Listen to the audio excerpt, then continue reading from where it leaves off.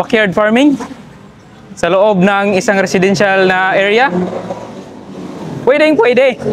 So sa vlog na ito, ipapakita natin kung ano ang setup nila at ano ang ginagawa nilang mga paraan sa mula sa feeding management to mga vitamins to best practices nila.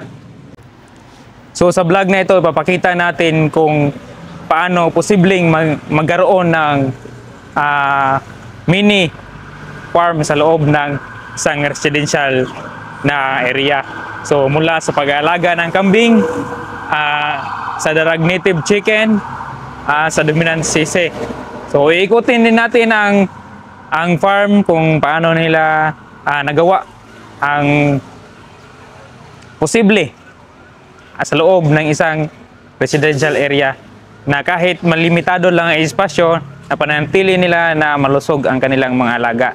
So hali guys, samahan nyo ako para sa tingnan natin kung ano ang matutunan natin dito. So hali kayo guys.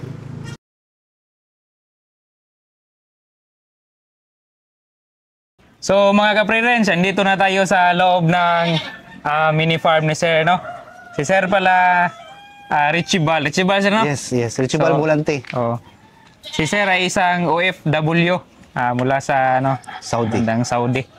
So Sir, pwede mo ba ma-share sa atin kung ano ang mga inalagaan mo dito sa farm, Sir? Well, dito sa magandang araw sa lahat o sa ibang bansa, no? So good morning o ano. Actually, ang alaga ko dito sa backyard ko, maliit na naman to, dominant sisig. Certified breeder ako gaya kay Sir Dapodel.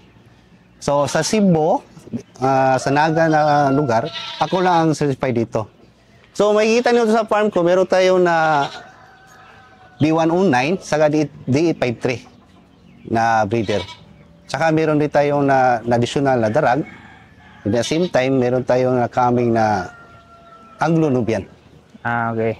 But this coming lang to. So, Sir, saan tayo sir? Located, Sir? Located ta sa Inuburan, Naga. Madali lang itong makita sa highway lang itong sa amin. Pero ang farm ko sa looban lang. So hindi ka basta-basta makapasok dito pag walang ipantulot sa ibang tao na or guide na dito sa loob para makapasok. So sige, Sir. So dito, ipakita ko sa inyo yung brooder ko na ginawa. Yung brooder house. Brooder house. Sa ngayon, wala pa akong gibreed kasi yung mga parent stock ko na D53 at D109, pinakondisyon ko muna.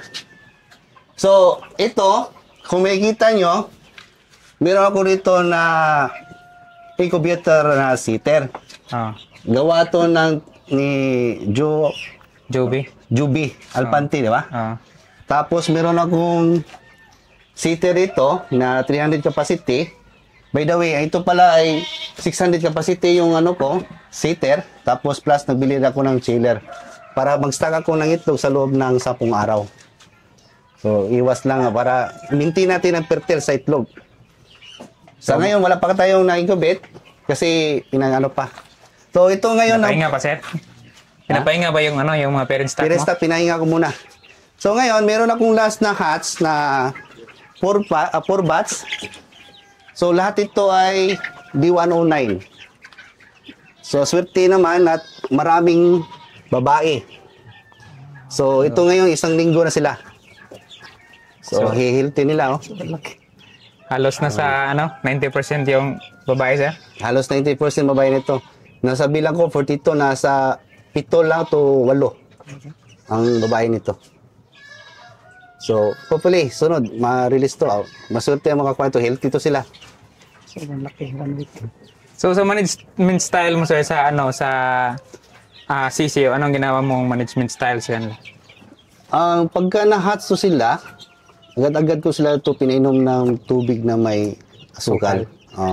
Then after 2 hours, yun naman nakikita ko sa ibang mga sa YouTube na sinunod ko lang din. Saka yung sabi ni Dr. Crossi na sundin natin ng ganyan. So ginawa. But after doon, sinunod ko din yung mga programa ni Dr. Cross yung sa mga vitamins nila.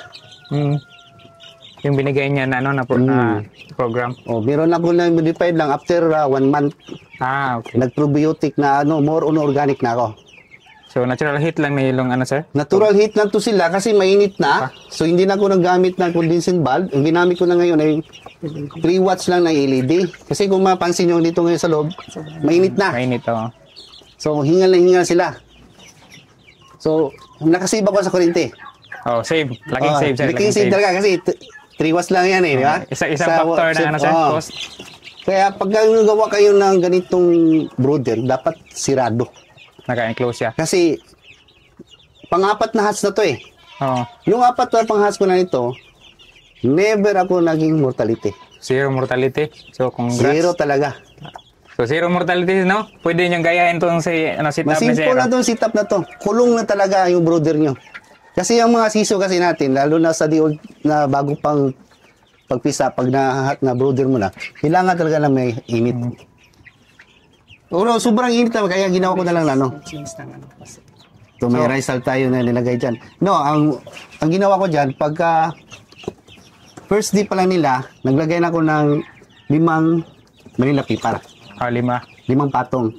Then after noon, pagka everyday na kinatanggal ko yun. Tapos pagdating ng pang 5, saka ko nalagyan na rin. Kasi malaki na sila eh. So, hindi na matuka yung risal. So, actually, hindi naman nila matuka to. So, in 5 days, wala na yung Manila paper. Wala na. Or check paper, di ba? Na-transfer ko na sila. Tapos, yan na. Ito na. Healthy na sila. So, healthy nila. So, meron pa dito, ano, sir? Ito naman sa ibaba. I-close ko muna. Sige, sige. Kung napansin mo sa baba, ito yung pang third batch natin. Puro to lalaki.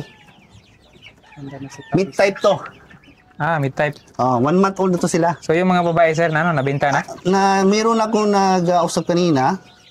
Ay, antay ko lang sa confirmation niya. Meron 74 na heads na babae. So, tingnan natin. So, anong pinainom mo sa kanila, sir? Sa ngayon, schedule natin is probiotic. Probiotic. Probiotic so, tayo. Ano yan, sir? Whole day or? Probiotic ko, morning and afternoon. And then gabi sa gabi na, normal na water ko na sila. Normal water na sa gabi. Kasi andubitong to sila napakain ko para lalong lumaki, mabilis malaki, para mabinta agad. Mid-type to sila. Marami to, around 80 feeds to, dalawa to. Dalawang batch, dalawang kulungan. Makikita mo yan, no? Ang linis sir. Yan. Ito rin. Mid-type din yan. So, mid-type. So, available to, sir? Available yan. Kung gusto magkakuha ng mid-type, pwede.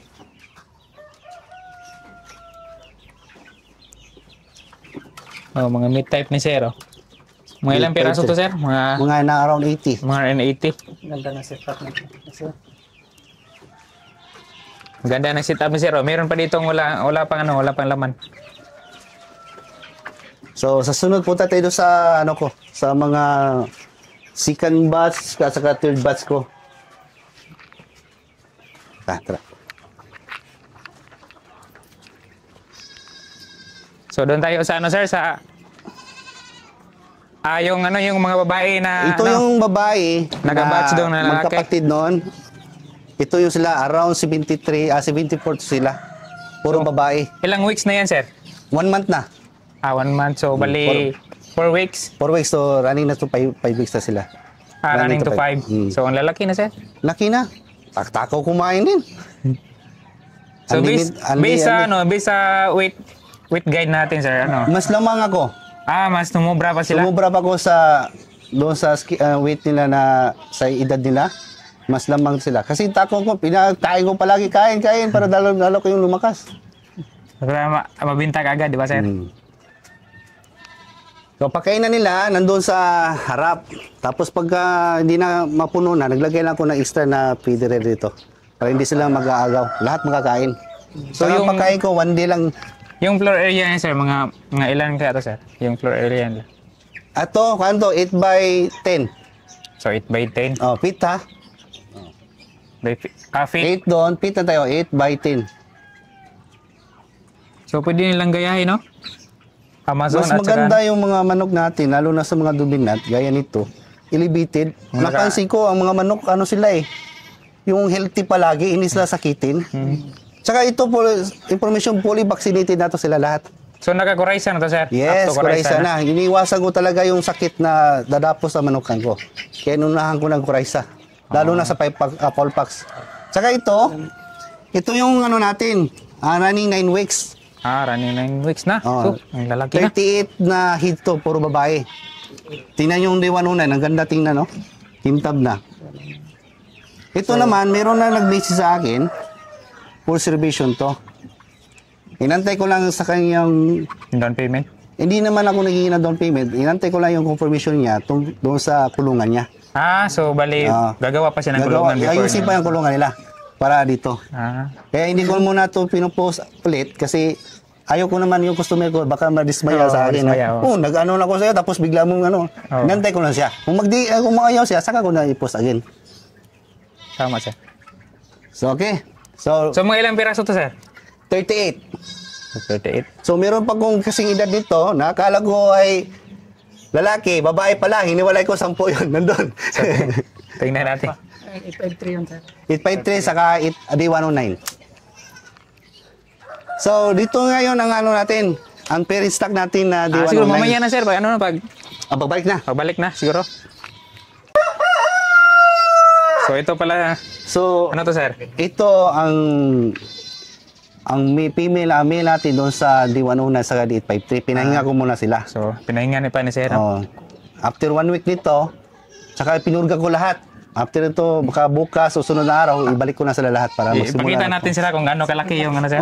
Malaki to. Super laki. Ang lalaki ng mga sisiw. Parang giants. Sa ano pa to, sa Arabic pa, kabir. Kabir.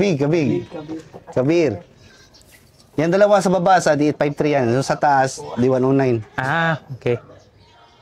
So, yung may palong, sir, yung sa D109. D109. Sabi ang lalaki, sir.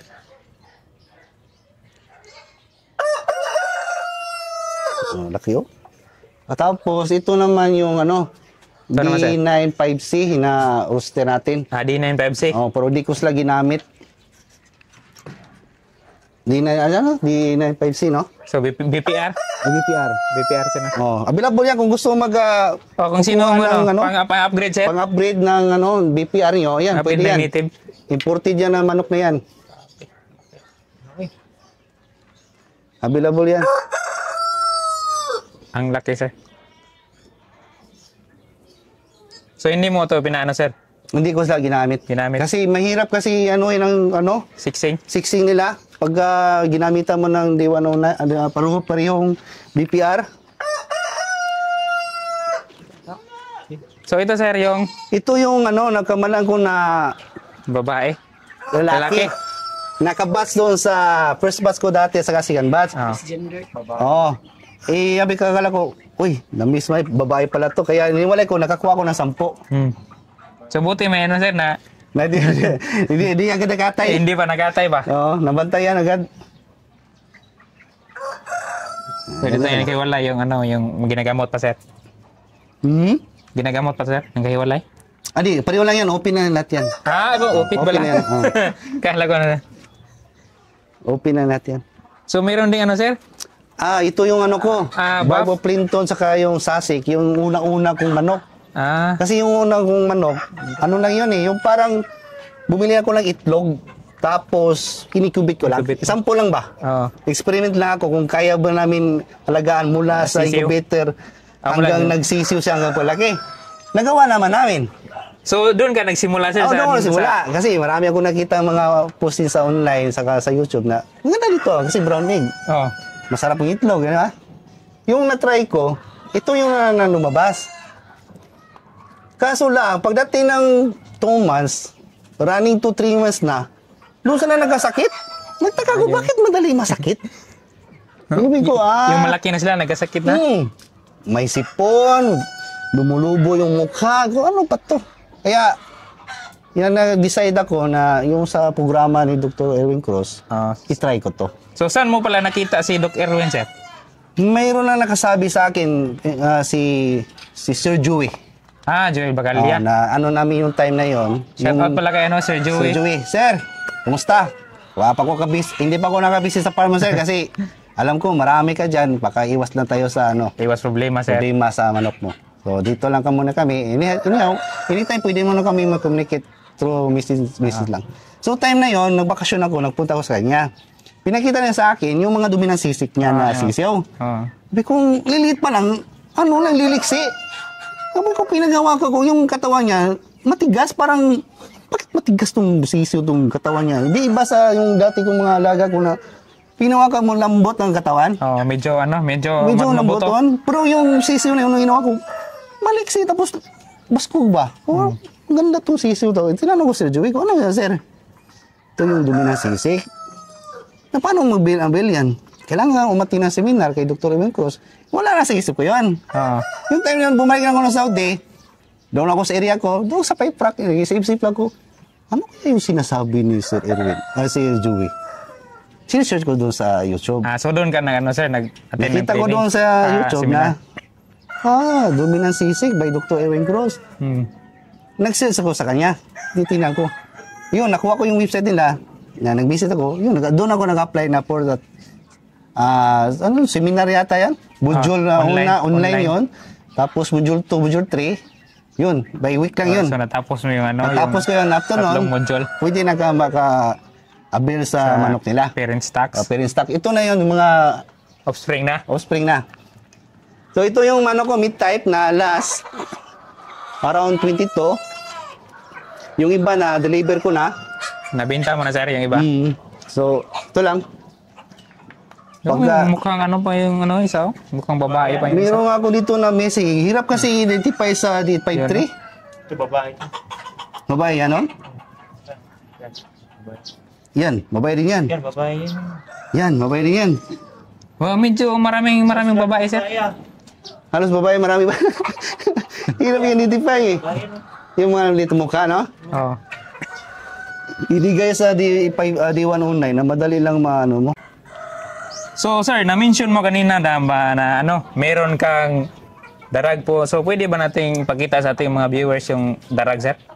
Yung darag native chicken natin. Meron tayo. Available tayo dito na parent stock to na pang breeder ko to. Ito sila. Mga sir, mga ilang buwan to, sir? Ang head nito sa babae 34. Tapos meron akong tandang 8. So 8 tandang. So ang ratio sir? Sa ngayon na dapat yung ratio niya is 1:8. Kung hindi ko pa sila iwanlay kasi gusto ko pa lang sila na ipatuloy yung paitlog nila kasi maliliit pa dati. Ngayon, pag nakita ko malaki na. Kung makita nyo, maraming itlog ngayon na So, ang daming itlog na nagkakalat mo, no? Oo. So, ipakita natin sa sir, sa viewers na hindi pa ito natin mula ng umaga. So, kukunin ko Sige. Pusokin ko muna. So, hindi lang kami papasok, sir. Ikaw lang ang papasok. Mailap itong mga darag na to. So, si sir lang ang papasok. So, ipataas yung drone. Pwede lang abli lang. So, kulitahin natin yung itlog nito kung ilan makuha natin sa isang araw. Sa 34 na inahin. 2. So, ang dami, guys. 4. 6. 8. 10. 12. 14. 16, 18. Dandan lang. Mailap.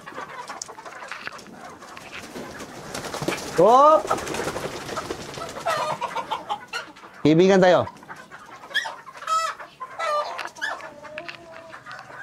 So, nakakuha tayo ng 20.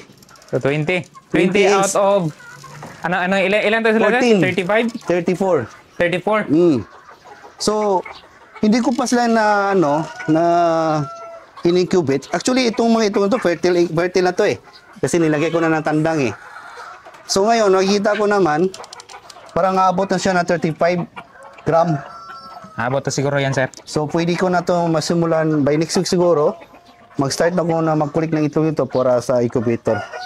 So, ang dami Pang-load natin. So, sir, pwede ba nating malaman kung bakit naisipan mong mag-alaga ng darag, sir?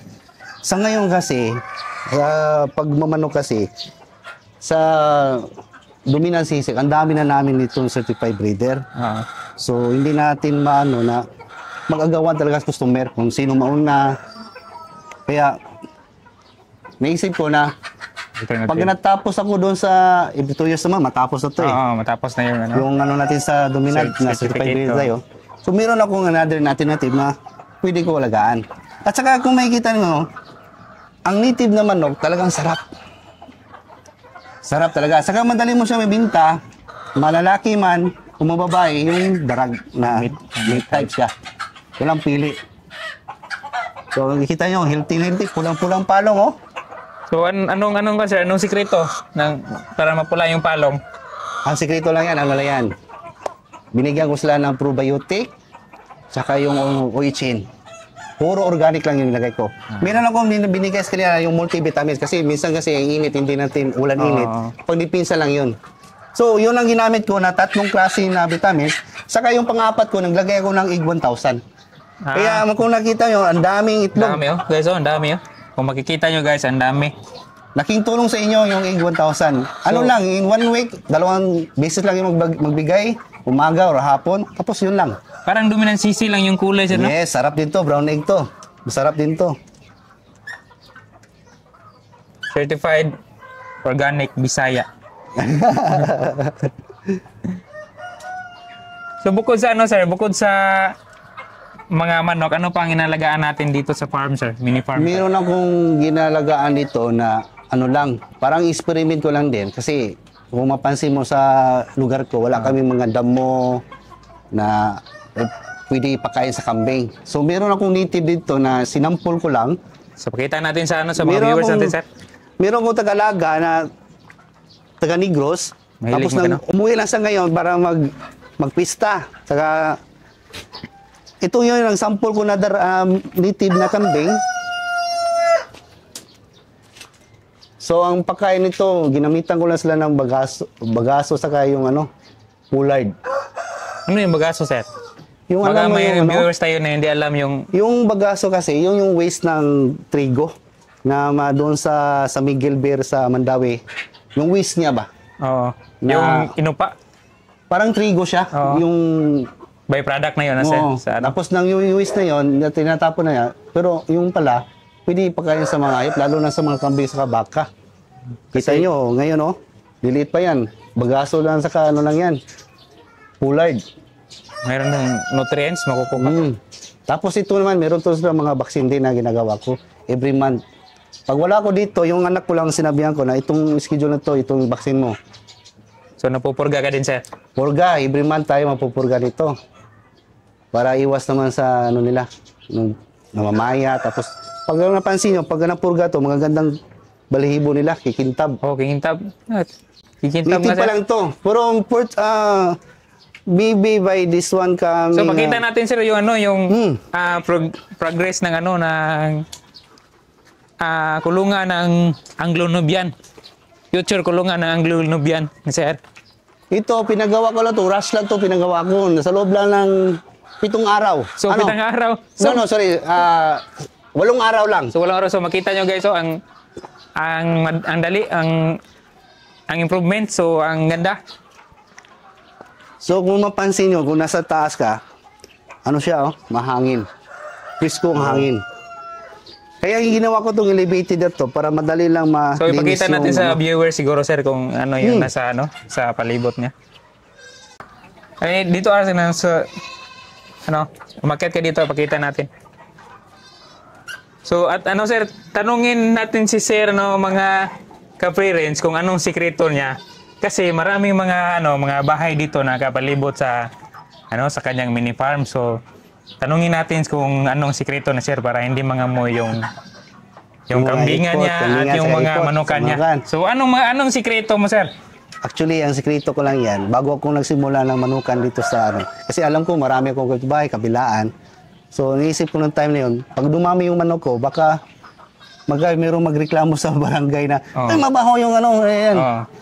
Pero marami ako na titingnan sa YouTube, saka sa online. The best na gamitin na para maiwas yung baho ng ipot, Raisal. Ipa.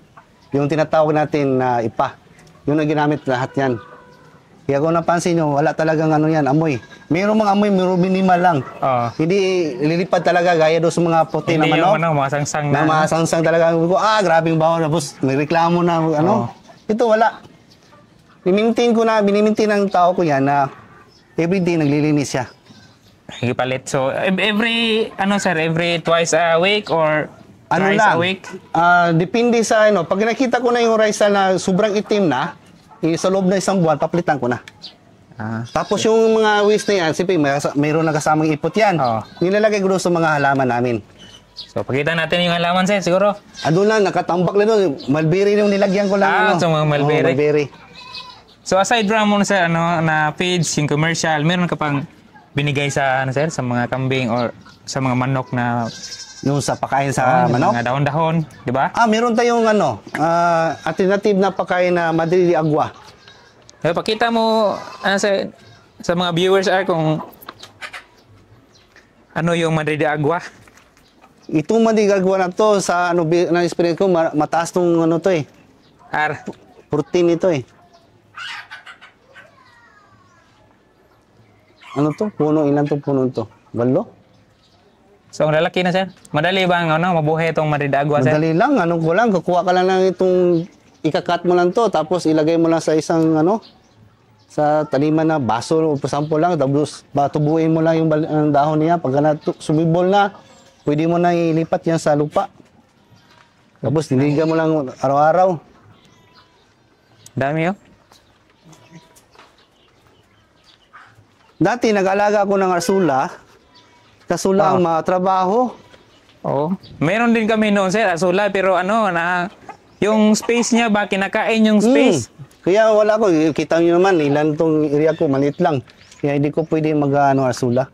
Pero lang sa ibang area, kung malakihan ng lupa nila, tapos patag, magandang tingnan, ayun, pwede kang mag-alaga ng arsula. Pero dito, hindi ko So, pwede. sir, from gate to kambingan mo sir, mga ilang square meter sir?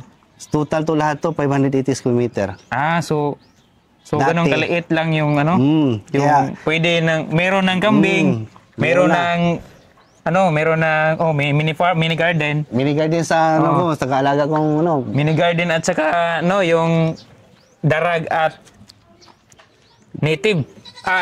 Dominant sisi. Dominant sisi. Yan lang, simple lang ang farm ko, pero siya, na separate talaga. So ipakita natin sir yung program. 'Di ba? Mayroong program dito. Meron akong program dito na sinusunod namin. So ito ginawa namin ito, general to.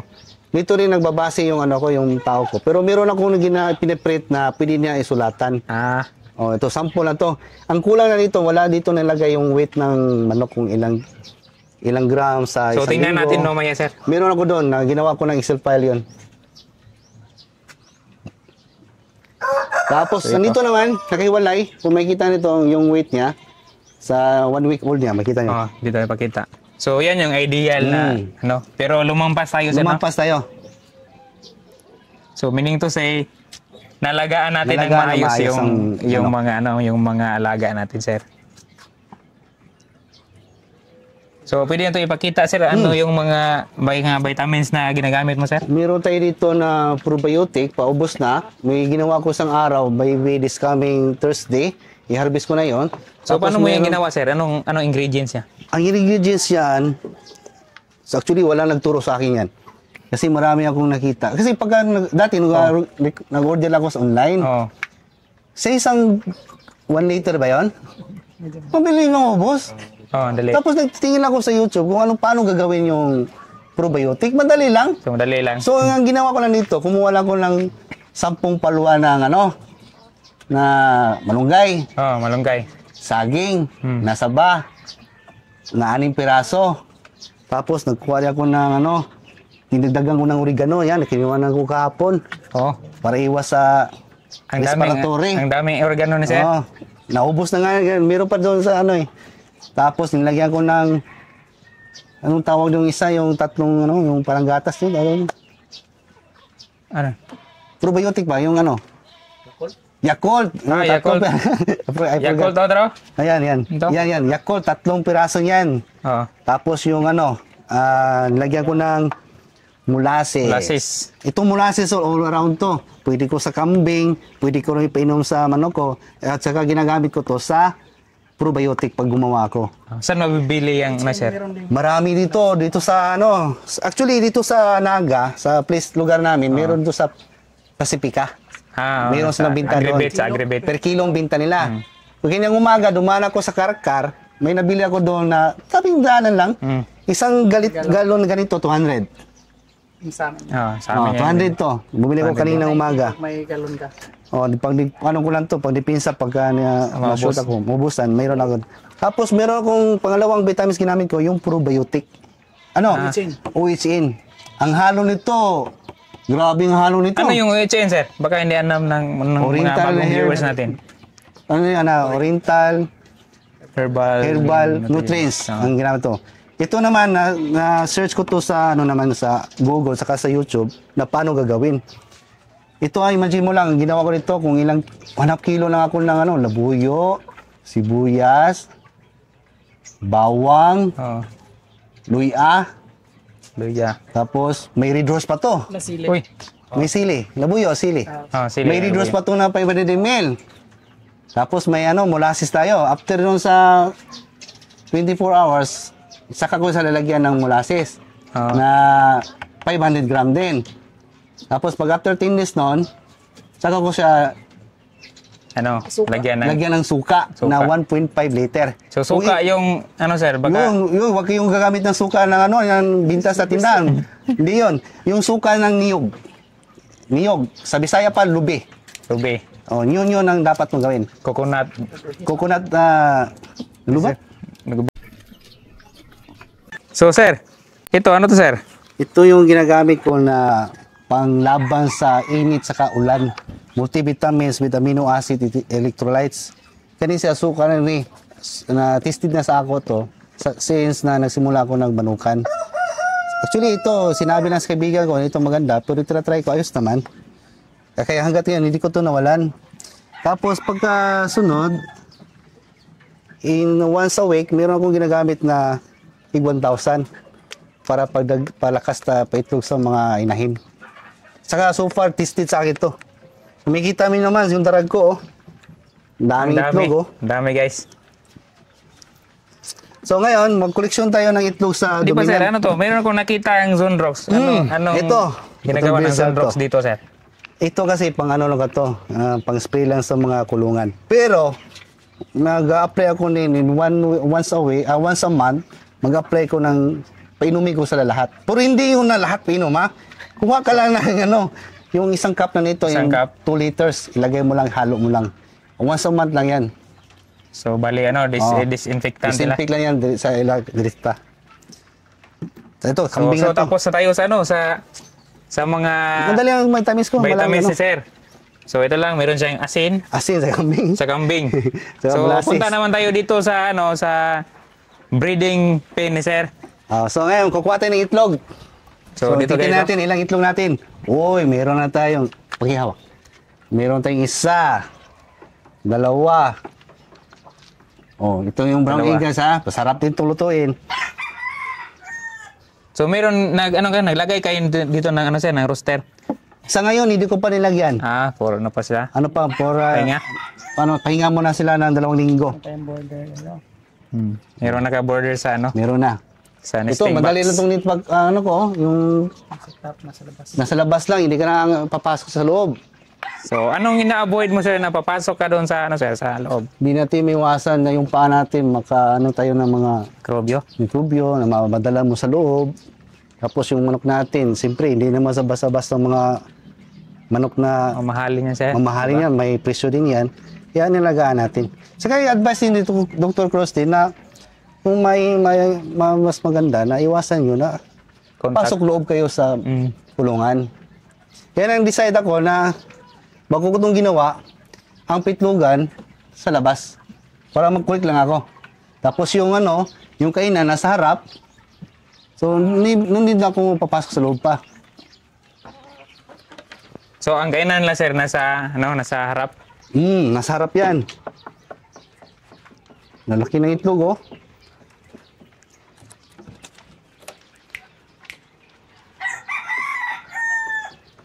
Yan, sir. Oh, So, dito ba, sir? May ano pa? May laman pa? may pa isa dito. So, ilan yung nakuha natin dito sa 853, sir? Meron tayong na 14 dyan. So, labing Mm. apat na piraso. So ngayon, Itlog. itong ano ko, yung parent stock ko ngayon, 15 heads lang to. So ngayon, itlog tayo ng 14. 14. So, may isang hindi May pa isa hindi na itlog. itlog. Baka bukas na yun siya na mag-ano na. So, anong ginagawa niyong pulang tela nito? Ito naman, para lang, ang yung alam natin, di ba, yung manok colorblind yan. Oo. Kaya para madali na makita yung netbox natin, nilagyan natin ng pula. Para alam nila na, Para tandaan na. tanda na, dito sila may Sa itlog. mga itlog. Oh. So, pwede yung sundin, guys, oh. Pwede natin ding sundin. So, sundin namin to, guys. Dali lang, walang hassle. Ito yung ano, yung sa D109 ko. So, yung mga diwan na Siyam ipakita na, natin. walo yung- lang to, walo.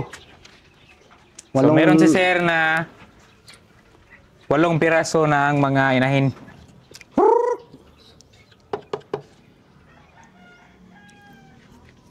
Pahinga. Kaya nga. Nagpahinga sila, sir.